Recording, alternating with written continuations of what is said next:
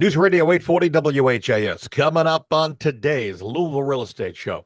Seller versus inspector. Stephanie is in trouble. A vague repair request is threatening her home sale and new home purchase. We'll explore what she and you can do with the repairs and what the law says she can do. Also, what can you do when your spouse or partner locks you out of your home while you're away? And we've got tips on how to slash your summer bills, genius energy hacks. LG&E won't even tell us. Hi, everybody. Bob Sokoler, owner of the Sokoler team at Remax Properties East. Thank you for joining us on this Sunday morning.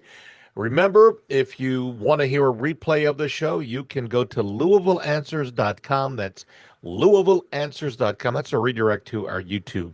And you'll find not only myself, but Chuck Crosby, he's the owner of the Crosby Law Office, will be here for the next half hour helping to answer your questions. And he does a great job at real estate closings, but he also does wills, powers of attorney, foreclosure defense, commissioner sales, and more. You can reach Chuck at 499-6360. Also here, Brad Lawler, owner of Home Team Inspection Service and Team Bugout. They come in as a team, they get the job done, and they do a great job at it as well. You can reach Brad and the folks over at Home Team, 844-411-TEAM. And if you're thinking of selling your home or buying, I'd love to help you. You can reach me anytime. I work both Louisville, surrounding areas, Southern Indiana. My direct cell, 502-376-5483. That's 502-376-LIVE, or go to bobsellslouisville.com, fill out the form, and hit submit. And for a free, no-obligation analysis of what your home is worth, go to wesellouisville.com, click on the top of the page, fill out the information, and you'll get almost an immediate computer estimate of what your home is worth. All right. Gentlemen, here we go on this Sunday morning. Our first question: Stephanie emailed me with a serious problem. She's selling her home and is buying another home. The buyer for the house that she's selling hired an inspector, Brad Lawler, and the repair request she received and the supporting inspection documentation was a joke, says Stephanie. There was no understanding what the inspector felt needed to be fixed. There were multiple problems clumped together. So Stephanie and our agent were unable to determine what was really needed. Now, just days before closing, the buyer is saying he's not happy with the repairs that were done, and several were overlooked. What can she do? And we're going to both go to Brad for his interpretation of this, and also to Chuck Crosby for the legal end of this. But here we've got an inspection report that Stephanie and maybe her agents say were inferior. Brad? Well, one of the things that we tell everybody before you hire an inspector, and of course, this is on the seller side, so I understand I'm addressing the other part of it first, but for buyers or for a seller doing a pre-listing inspection before they put their home on the market, make sure you look at your inspector's sample report. Most of us, if we have websites, we've got them online. If they don't have a website, get a copy, ask them for a copy of the sample report, because if the sample report doesn't make any sense to you, then you're wasting your money, because it's the only thing a home inspector is required to deliver as our standards of practice is a written report. So you got to be able to understand the written report. Beyond that, home inspectors, our standards of practice, we follow one of two types, either the ASHI standards, like my company does, or the InterNACHI standards. They're practically identical. They just have different companies, different entities overseeing them.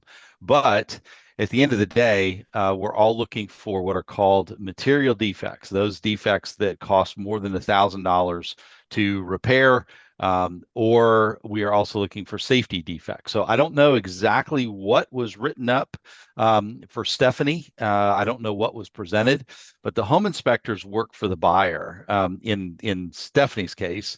And so the home inspector provides a report to the agent and to the buyer, and then it's the agent and the buyer then who determine what items they want fixed, funded, replaced, or they just ignore them. A lot of things I'm sure that we present from Home Team to our buyers, the agents probably advise them, no, we're not going to use that as part of the negotiating tools, but it may be a maintenance item that the buyer, deals with later on. So I'm not really privy to the repair request list side. Our tools allow the agent to build it within our app, but beyond what's actually presented to the other side, Bob, I wouldn't know exactly what was delivered. Yeah, and I will tell you, I've seen inspection requests and repair requests and reports that match this type of a problem. And I would tell you, as a seller's representative, as an agent for a seller, there's no harm in going back to the buyer's agent and saying, look, this is going to have to go back and redo this.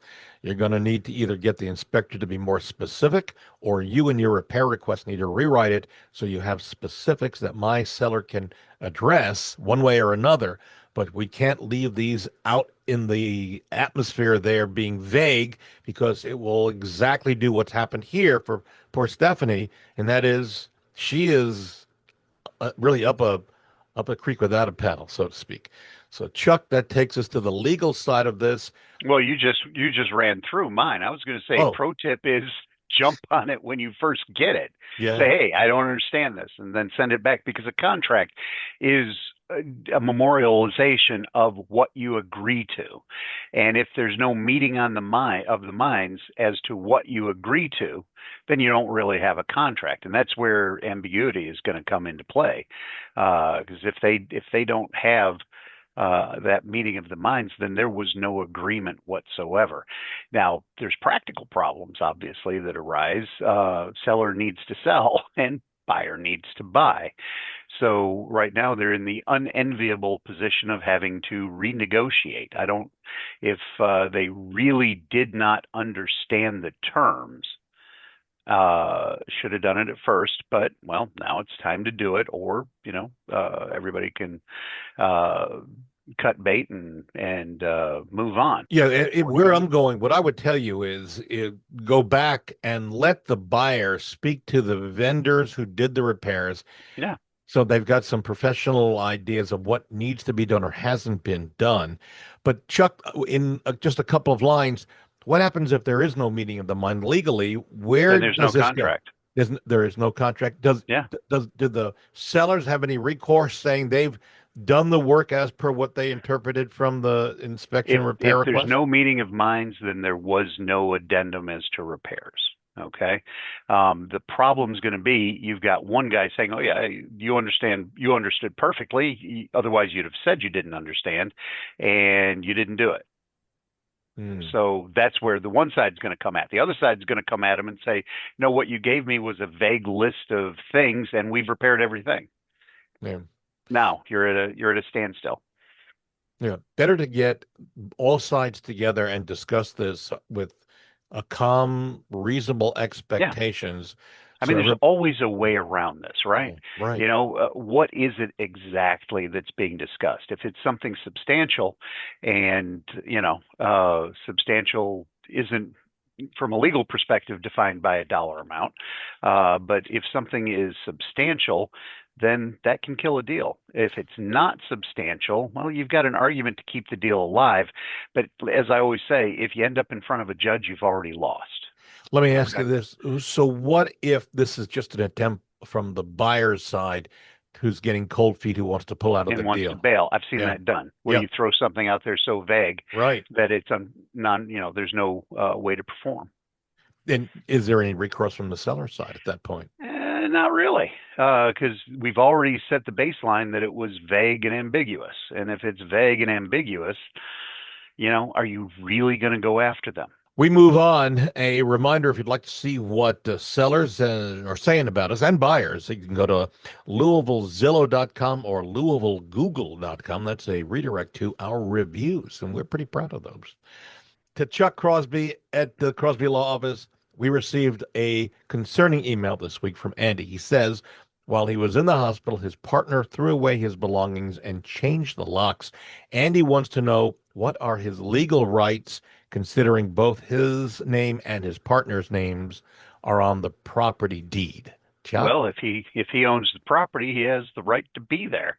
It's that simple. Do we want to create a War of the Roses scenario? Maybe not. But yeah, he's got just as much right to be there, whether or not there's a lock or whatever. Clearly, I wouldn't go kicking in doors, mainly because then you're going to have the cops show up and somebody's going to be claiming domestic violence and all that kind of stuff. But you can't just arbitrarily lock out your partner. In this case, they run a small problem in that the laws related to married folk tend to be a little more stated than a case like this. So I've got the names of the domestic relations lawyers they would want to talk to before going in and changing the locks back. But yeah, they have every right to be there. You can't lock somebody out. That's clearly wrong. What would the first step that Annie take? Does he call the police to get the police to get him allowed back in? Probably not going to do anything. Uh-huh. The way I would envision that is the police show up and says, "Hey, this is a civil issue, not a criminal issue." The police are only there for criminal issues. Okay. Yeah. This isn't exactly criminal. This is a civil issue.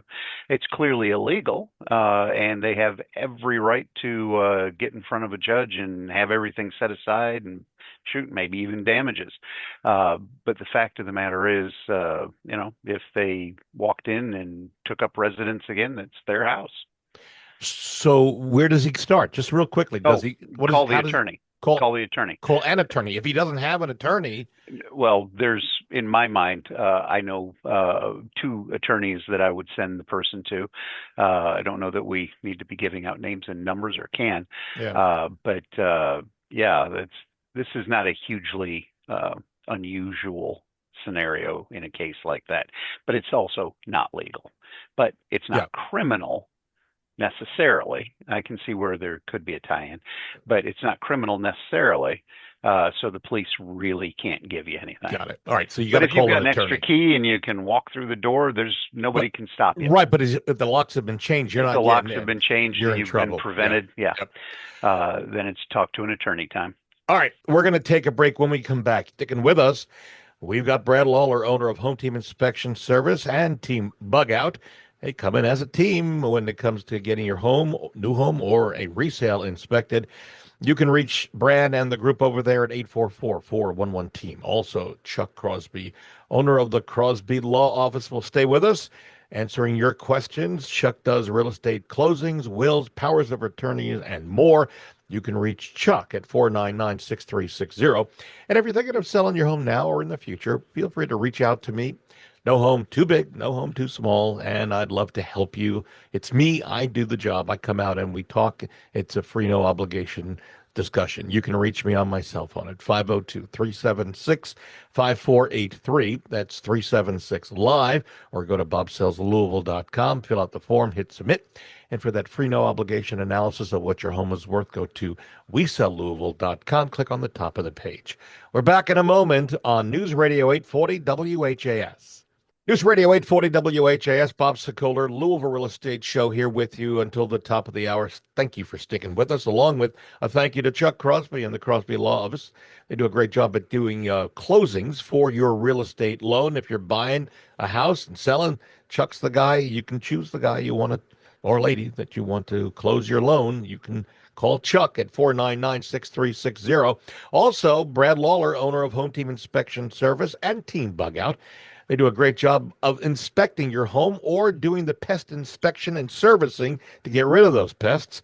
You can reach Brad at 844-411-TEAM. And if you're thinking of selling your home now or in the future, I'd love to help you. Come out free, no obligation analysis of how we can get your home on the market and sold at your time frame and dollar. You can reach me on my cell phone, 376-5483. That's 376-LIVE. Or go to bobsellslouisville.com and click submit on the form. And then also for that free no obligation analysis of what your home is worth, you can go to wesellouisville.com and click on the top of the page. All right, summer is here with us, and our energy bills are skyrocketing. We've got some tips that you may want to use to help keep those bills down, those power bills down. You can use a smart power strip or unplug devices entirely, because here's how it works. The electronics suck power even when you're items are off. So if you use a smart strip with a little switch at the end, all you need to do is you click the switch and then all the power that's plugged in goes off. You're not using some phantom power to keep those items up and running. You can hack your thermostat settings. Every degree above 72 degrees saves 1 to 3% on cooling. So you set your thermostat to 78. That's way too hot for me. And when you're home, 85%, 85 degrees when you're away, and then use a fan to feel cooler without dropping the temperature. You can save up to 10%, by the way, on your cooling bill. But I'm just saying, if you set it to 78, for me, that's way too hot. I couldn't even walk into the house at 78 degrees. You can run ceiling fans the right way. In the summer, ceiling fans should spin counterclockwise to push cool air down. Fans cool people, not rooms. Turn them off when you leave, or install blackout curtains or reflective window film. That's self-explanatory. Freeze your AC filters. So keeping AC filters clean boosts airflow and reduces the strain on the system. So clean, replace every 1 to 2 months. Washable filters can be rinsed and reused. Dirty filters, by the way, use 5 to 15% more energy use. Also switch to cold water laundry and air dry. It's pretty self-explanatory. Heating water, by the way, eats up 90% of the energy cost in a wash cycle. Also avoid using the oven. Cook outside with small appliances. Seal air leaks, especially around doors and windows. And charge devices during off-peak hours, like your phone, when the rates are lower. And in bathrooms and kitchens, use exhaust fans strategically. It works on humid air to make your home feel hotter that humid air does. So run the exhaust fans after showers or cooking to remove warm, moist air. That's basically it. Those are some of the tips to reduce your energy bills, some things that maybe LG&E wouldn't share with us. We move on. Jessica writes in she found several ants in her kitchen, Brad Lawler, this week. And she says she thinks she's keeping her kitchen very clean. So where are the ants coming from and how can she get rid of them? Well, we had a wet spring, and so the ants have gone crazy. A lot of times, what we're seeing in homes are scouts. They're scouts that have come in from outside. They get in through areas around weather stripping. A lot of times, other small holes in the side. You might see them on a kitchen countertop. You might see them on the floor, but they're just looking for food sources. Best way to treat them is with baits, not sprays. Please don't use any of the sprays that you're finding at the stores. I'm okay with some of the organic type stuff that is out there, but oftentimes some of the well-known brands are just making the problem worse because you're just moving your problem into another area that's more hidden. But baits are the preferred method for dealing with ants. The liquids that you can get, the gels. They're no mess. You can put them in little what they call buffet stations if you want. Some of them work really well. Some of the ones you find at the big box stores aren't really all that great. If what I will say is that if you don't get them knocked down within a couple of days with something you buy at the store, then give a pest control company a call because we have highly effective baits that can wipe out entire colonies within a matter of days because ants don't clean up after themselves and the problem's only going to get worse. I actually had experiences this past week. I saw ants outside on the patio.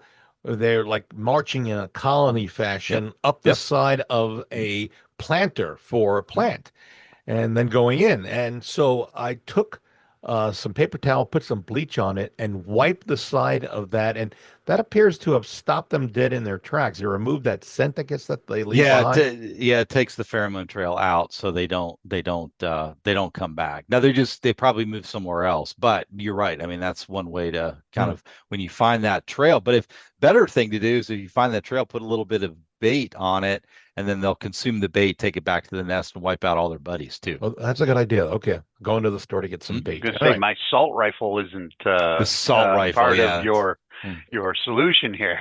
Yeah, You know, we've all got one. We bought all them last year and the year you know, before. Yeah. but now I've gone professional, Chuck. I don't know Yeah. that the assault rifle is. I mean, I still love it, but yeah, it's Well, I was going to say I'll take care of the issue, and then I just leave them there as a reminder to any that might follow. exactly. And in case you missed that show a year or so ago, these are things you buy it and you fill it up with salt. It's like an air gun that shoots salt. Yeah. And it takes down not only ants, obviously, but the bugs flying around. But it Yeah. does leave a residue, the salt. Carpenter bees. Well, yeah, there's Carpenter salt bees are the everywhere. best target. Yeah. Yeah. Yeah. All right, we move on. Chuck Crosby, Crosby Law Office. This email from Bill. He signed a buyer's agreement with a realtor, but after working with him one time, he decided he didn't like the agent and he wants to cancel that agreement. Is that possible? He asks, and if so, what's the process? So let's first explain what this buyer agreement is since last year. Do you want me to do it? Do you want to do it? Yeah, go ahead. A legal discussion, a legal ruling, Department of Justice involved against realtors. What it simply does is it now requires that listing agents, tell the sellers that they have the option of paying the buyer's agent 0, 1, 2, or 3 or more percent to buyer side agent selling your home. If you're a buyer, you're required now to sign an agreement at the very beginning. So that's the gist of it. There's more to it, but we only have a half-hour show. So Yeah. is there a way to get out of this for the buyer that wants to leave the buyer's agent? It depends on the terms of the agreement. How long is it set for, et cetera? You don't like that agent? Well, you're not necessarily making an agreement with an agent. You're making it with the broker. Okay, the broker is the one with whom you're dealing. So what I tell people is go talk to the broker, get a new agent, but go through the broker and have that reassigned. And, how they divide up the percentages is how they divide up the percentages. Yeah. So that makes sense. And that's what I would agree with you is talk to the broker and see what happens. The broker usually will get that worked out. The agent may let you out as well if there's not a meeting of the mind, so to speak. But well, the thing is, if you get in and people don't like their agent or something happens, they were fine when it started, so you've got the meeting of the mind, you have an actual agreement. Say the actual agreement goes for a particular period of time, things fall out, and you want to break it. Well, the problem with a professional is that the first defense to saying, hey, I don't want to work with this professional is this professional is not doing a good job and is committing malpractice or just, so do you really want to get involved in that? Do you really want to get involved with, filing things with the board and whatnot? Mm-hmm. So I think an agent ought to just say, okay, well, great, let's just go. But if they don't, talk to the broker. We move on. Brett Lawler, Home Team Inspection Service. We heard something about a home insurance offered by home inspectors for 90-day protection. Mm-hmm. What's that all about? Well, there's a lot of different ones. There's a whole lot of different programs out there.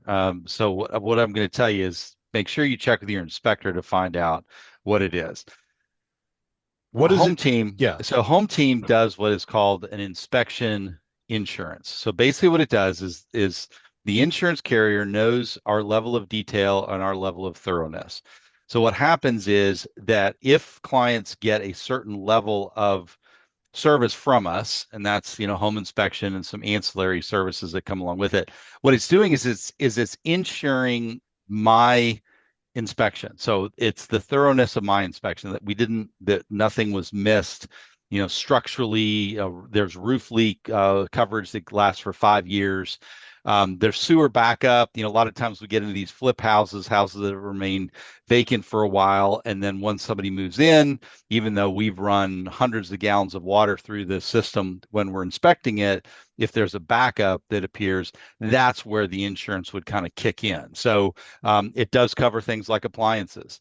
The thing I'll tell you is that the inspection insurance that Home Team provides is very different than what a lot of other companies provide. So it's going to sound like a sales pitch here because it kind of is, but we're working with a company that actually has deep experience in actually paying out claims, handling claims. But for us, we opted as a company nationally, I'm part of a franchise. we're all offering this. So, 200 plus locations that are working with this inspection insurance company. But it's just that additional peace of mind that not only have we as inspectors done a good job, but some of the things that we just can't know are going to happen, the client's covered for 90 days basically after the inspection period. Who pays for that? Only the inspector can pay for it. The client cannot pay for it. So the inspector essentially has to buy it. So in my case, I buy that insurance policy for the client.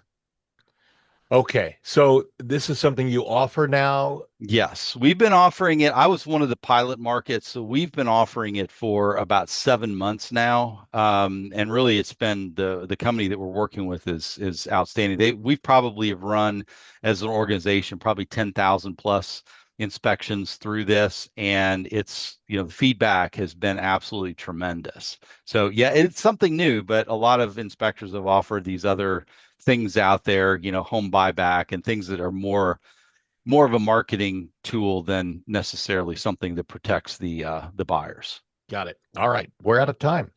My thanks to Brad Lawler, owner of Home Team Inspection Service and Team Bug Out. They do a great job of getting your home inspected, also of getting rid of the pests. You can reach Brad and his team at 844-411-TEAM. Also, my thanks to Chuck Crosby of the Crosby Law Office. When it comes to getting your loan closed, you can call Chuck. Does a great job getting it done. Real estate closings, wills, powers of attorney, and more. You can reach Chuck at 499-6360. And if you're thinking of selling your home now or in the future, I'd love to be able to help you. There's no home too big, no home too small. All you do is give me a call. It's free, no obligation to come out. We talk. It's me. I do the job and come out. You can reach me at 376-5483. That's 376-LIVE. So go to my website as well, bobsellslouisville.com. Or you can also go for a free estimate of what your home is worth by going to wesellouisville.com and fill out the form. We're out of time. See you next Sunday on News Radio 840 WHAS.